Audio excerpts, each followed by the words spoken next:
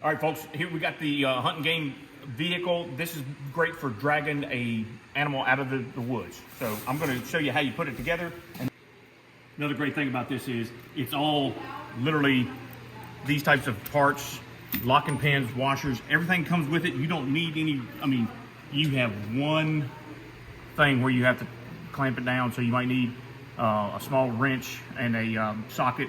But other than that, everything is fairly simple and straightforward. Last few pieces is, you have two sets of holes. So you put the linchpin, and then once you get the linchpins in there, those are temporary, and they're just going to basically keep it from pivoting. Then you take the bolts, because right now this will fold. So what you want to do is take those last two bolts and put them in here. So these bolts, 10 millimeter, get you a 10 millimeter wrench, 10 millimeter ratchet. Don't throw it on the ground. Get it not too tight, but snug, so it's not going to come out. Over to the other side, same thing again. Yeah. Now the first use I'm going to show you is this big tire. Okay, my son's got a truck that's way too big. Tires are too big. I can't lift them. I can, but I'm going to break my back. But you put it on here, you can take it wherever you want to go. All right. So that's the first use I'm going to show you. He don't want to ride, but we're hoping we can get a deer this fall, put the deer on there and bring it back to the house to skin it out. Now, this thing holds 500 pounds. So you can put a bear on there, you can put whatever animal you want up to 500 pounds. The other beautiful thing about this is you can take these down. You don't have to keep this configuration. And then that folds, linchpins.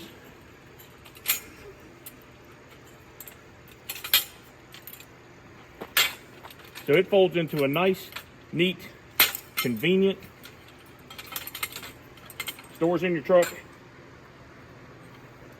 Once you get out in the field, because you're going to be doing it probably in the dark, first thing in the morning. Or you may want to just leave it at your truck and wait till you get your deer and not have to do it. But put it back together with these linchpins. Goes together pretty easy. And if you happen to lose them, you can find one of these linchpins at most any tractor supply, hardware store, whatever you need. They're pretty common, not like it's a specialty part. And then of course, the last two, you do not want to tighten those down because they need to be a little bit loose.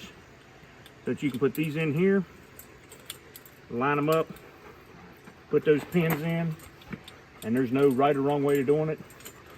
As long as you get them lined up, and then off you go. So, we got this for free for our honest review, and I'm looking forward to taking it hunting this fall and dragging a deer back with it. Hope y'all enjoy it.